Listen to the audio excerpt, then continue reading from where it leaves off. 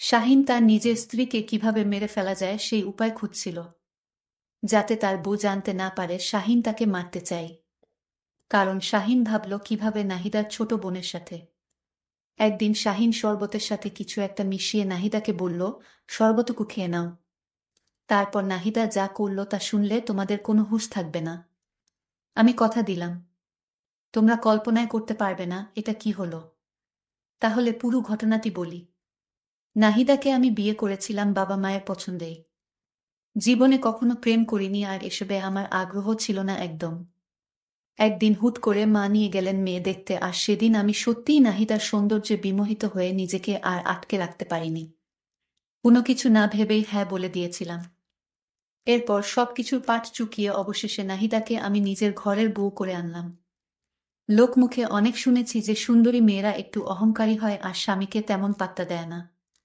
কিন্তু নাহিদা ছিল তার সম্পূর্ণ উল্টো। তবে একটি বিষয় আমার কাছে বেশ খারাপ লাগতো, আর তা হলো আমার স্ত্রী প্রয়োজন ছাড়া একটি কথাও বলতো না কখনো কারো সাথে, এমনকি আমার সাথেও না। অফিস শেষে বাড়ি ফিরলে ওকে সামনে বসিয়ে কেবল আমিই বকবক করতাম, আর সে আমার সামনেই অন্যমনস্ক হয়ে বসে থাকত।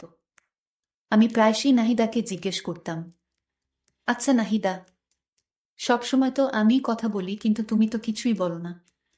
আর তুমি মাঝে মধ্যেই কোথায় হারিয়ে যাও বলো তো? আমার কথা শুনে ও খানিকটা মায়ামাখা হাসি দিয়ে বলে, দুইজনই যদি বক্তা হই তাহলে শ্রোতা হবে কে? তুমিই বলো। নাহিদার যুক্তি শুনে আমি মুচকি হাসি দিয়ে ওর কথার প্রত্যুত্তরে নিজেই আবার জিজ্ঞেস করি, আচ্ছা একটা সত্যি কথা বলো তো, তুমি কি আমার সাথে সত্যিই সুখে আছো? সুখে আছি মানে? তোমার মতো স্বামী পাওয়া ভাগ্যের ব্যাপার। একজন স্বামী যে তার স্ত্রীকে এতটা যত্ন করে, এর থেকে আর বেশি সুখ কি বা হতে পারে? তুমিই বলো। নাহিদার কথা শুনে স্বভাবতই আমার চোখ দুটো আনন্দের জোয়ারে খানিকটা ঝাপসা হয়ে আসতো। আমার পরিবারের মানুষগুলো না কেমন যেন। নাহিদাকে তারা এতটাই ভালোবাসে যে আমি আপন ছেলে হওয়া সত্ত্বেও আমার প্রতি ভালোবাসাটা যেন নিতান্তই তুচ্ছ। লোকে বলে বেশি সুখ কখনোই ভালো না, কারণ এটা নাকি ঝড় আসার আগাম বার্তা। আমাদের পরিবারের ক্ষেত্রেও ঠিক এমনটাই হয়েছিল। একদিন আমার স্ত্রী আমাকে হুট করে বলে ওর মাথায় নাকি মাঝে মধ্যেই প্রচণ্ড ব্যথা হয়। আমি অনেকটা কৌতূহল আর ভয়মাখা কণ্ঠে বলে উঠলাম, কবে থেকে ব্যথা হচ্ছে? নাহিদা কিছুটা ইতস্তত ভঙ্গিতে বলে, এই ২-৩ মাস হবে। ওর কথা শুনে বেশ কিছুটা অবাক হয়ে পরক্ষণেই ওকে রাগান্বিত স্বরে বলি, মানে এতদিন তোমার মাথা ব্যথা আর আমাকে কিছুই জানাওনি? এক্ষুনি ডাক্তারের কাছে চলো। সেদিন আমি ডাক্তারের কাছে নাহিদাকে নিয়ে গিয়েছিলাম। আমাদের মধ্যে এরকম ভালোবাসায় ভরপুর ছিল আমাদের সংসার। আমরা দুজন খুব সুখেই দিন কাটছিল। কিন্তু আমাদের ভালোবাসায় দূরত্ব সৃষ্টি হতে লাগল। নাহিদার সাথে শাহিনের বিয়েটা হয়েছিল বেশ জাঁকজমকপূর্ণভাবেই। বিয়ের আগে মেয়েটিকে কেবল একবারই দেখার সুযোগ হয়েছিল তার। আর সেই প্রথম দেখাতেই নাহিদাকে সে নিজের হৃদয়ঘরের সম্পূর্ণ অংশটিই ছেড়ে দিয়েছিল। নাহিদারও যে তাকে পছন্দ হয়নি তাও কিন্তু নয়, কেননা একাধারে শাহিন যেমনই সুদর্শন একজন পুরুষ, তেমনি একজন উচ্চপদস্থ সরকারি কর্মকর্তাও বটে। বিয়ের পর থেকে তাদের দুজনের সুখের কোনো কমতি ছিল না। এমনকি নাহিদার সব কথাই শাহিন রাখার চেষ্টা করত। তাই তো বিয়ের ৬ মাসের মাথায় যখন নাহিদা ওর স্বামীর নিকট চাকরির আবদার করে বসে, তখন শাহিন নিজের স্ত্রীর কথা আর ফেলতে পারেনি। তবে এত কিছুর মাঝেও শাহিনের আলাদা মেয়েদের সাথে প্রেম করতে চাইত। তাই তো নাহিদার অজান্তেই সে অনেক মেয়েদের সাথে প্রেম করতে চাইত। কিন্তু সে নাহিদার সামনে নিজেকে এমনভাবে উপস্থাপন করে যে তার মতো নিরীহ প্রাণী এই জগতে মনে হয় একটিও নেই। আর নাহিদা মেয়েটিও না কেমন যেন খুব বোকা, সে এখনো পর্যন্ত বুঝতেই পারেনি যে শাহিন তার অনুপস্থিতিতে মেয়েদের সাথে গল্প করে।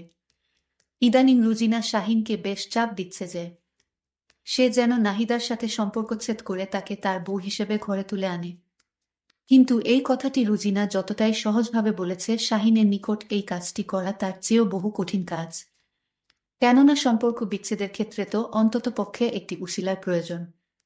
কিন্তু অবাক করা বিষয় হলো নাহিদা মেয়েটি এতটাই নমনীয় মনের অধিকারী যে বিয়ের পর ওর সাথে শাহিনের কোনো বিষয় নিয়ে একবারও কথা কাটাকাটি হয়নি। শাহিন দরজাটা আস্তে করে ঠেলে দিয়েই নিজেদের বেডরুমে প্রবেশ করল।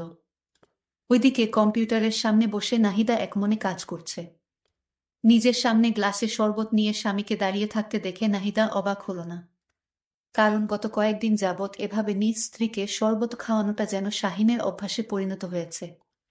মুচকি হেসে নাহিদা শরবতের গ্লাসটি হাতে নিয়ে বলল, শাহিন চেয়েছিল শরবতে কিছু মিশিয়ে তাকে খাইয়ে মেরে ফেলা, আর তাই শরবতে মরণব্যাধি মিশিয়েছিল।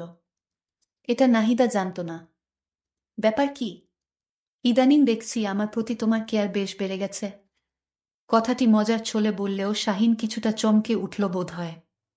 পরক্ষণেই মুখমণ্ডলটিকে স্বাভাবিক করে বলল, স্বামী হিসেবে স্ত্রীর একটু আধটু কেয়ার নেওয়া তো অস্বাভাবিক কিছু না, তাই না? তুমি আগে শরবতটুকু খেয়ে নাও।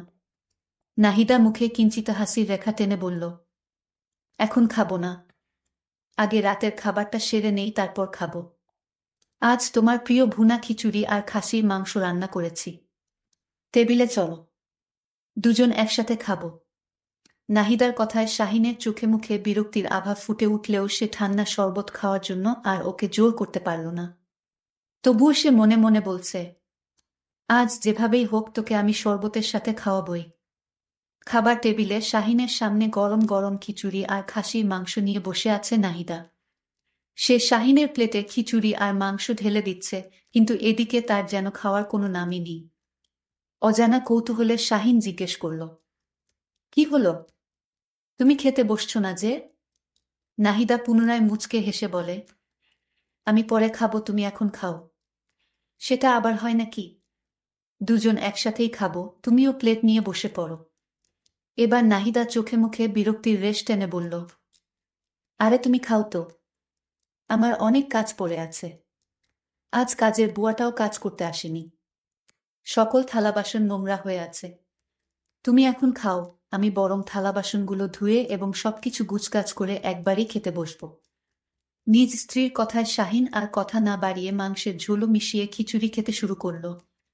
তবে খাবার এত মজাদার হলেও সে খিচুড়ির মধ্যে একটা অদ্ভুত গন্ধ পেত, মনে হচ্ছে খিচুড়িতে কিছু একটা মিশানো হয়েছে।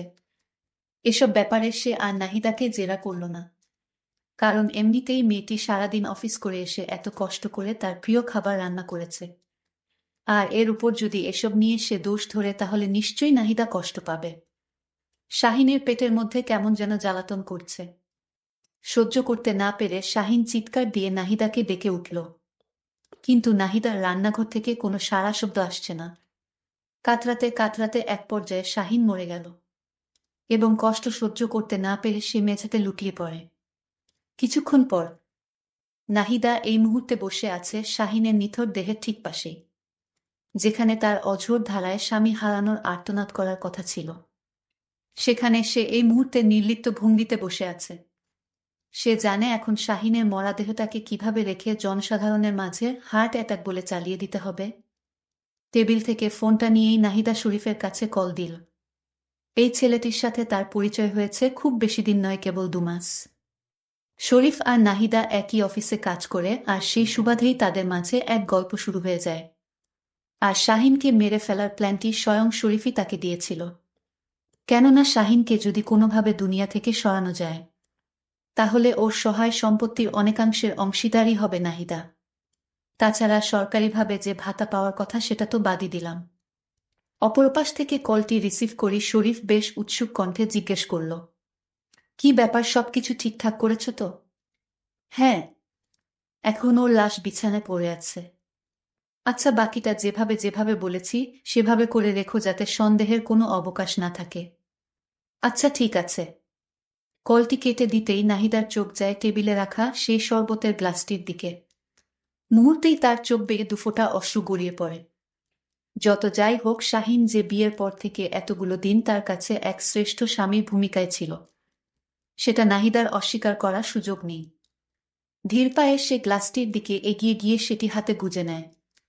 সে যদিও তার স্বামীর খুনি, কিন্তু এই মুহূর্তে এই গ্লাসে ঠান্ডা শরবতটুকু খেয়ে সে শাহিনের শেষ আবদারটুকু রক্ষা করতে চায়। তাই শরবতটুকু খেয়ে নিল। খাওয়ার পর নাহিদা বিছানায় বসে ব্যথার যন্ত্রণায় ছটফট করছে। কিছুক্ষণ পর ওর মুখ দিয়ে ছিটকে আসে। দারুণ পেটের যন্ত্রণা যেন আরও একটু বাড়ল। একদিক থেকে রুজিনা শাহিনের নাম্বারে একের পর এক কল দিয়ে যাচ্ছে, অপরদিকে শরীফ নাহিদার নাম্বারে দিয়ে যাচ্ছে একের পর এক কল। কিন্তু দুঃখের বিষয় এপাশ থেকে কেউই তাদের কল রিসিভ করছে না। পরদিন শাহিনের বাড়িতে সাংবাদিক এবং পুলিশের হট্টগোলে এক বিরূপ পরিবেশের সৃষ্টি হয়। মিডিয়ায় খবর প্রকাশ হচ্ছে যে পারিবারিক কলহের জেরে স্ত্রীর স্বামীকে কিছু একটা খাইয়ে হত্যার পর স্ত্রীর পুনরায় নিজেই মরে যায়। কিন্তু তারা আদৌ জানে না যে ওরা একে অপরের ফাঁদে পড়ে। এই মুহূর্তে উভয়েই নরকের পথে ধাবিত হচ্ছে। এটাই তো কাম্য। নাহিদাকে বেশ কিছুক্ষণ যাবৎ ডাকাডাকি করেও কোনো সাড়া শব্দ পেলাম না। অনেকটা কৌতূহল নিয়ে নাহিদার বিছানার কাছে গিয়ে ওকে ডাক দিতে যাব। ঠিক তার পরক্ষণেই আমার বুকটা কেঁপে উঠল। আমি আকস্মিক ওর কাছ থেকে কিছুটা দূরে সরে গেলাম। আর ঠিক পর মুহূর্তেই নাহিদাকে জড়িয়ে ধরে চিৎকার করে কেঁদে উঠলাম। পাশের রুম থেকে আমার মা চিৎকার শুনে দৌড়ে এসে ঘটনার আকস্মিকতায় তিনিও হতভম্ব হয়ে স্থিরচিত্তে দাঁড়িয়ে রইলেন। মা এই চিত্র দেখে অবাক হয়ে গেল। বন্ধুরা তারা দুজনেই চেয়েছিল একে অপরকে মারতে, কিন্তু তাদের ইচ্ছা পূরণ হয়েছে। বন্ধুরা, পরিশেষে তোমাদের বলে রাখা ভালো লোক মানুষকে ধ্বংস করে দেয়। এই গল্পের মাধ্যমে বলা যায়, অতি লোভে তাতি নষ্ট। তাই তোমরা কখনো এই ধরনের কাজ থেকে বিরত থাকবা। বন্ধুরা, আজকে গল্পটি কেমন লাগলো তা কমেন্ট করে অবশ্যই জানাইবা। আজকের মতো এখানেই বিদায় নিলাম। আল্লাহ হাফেজ।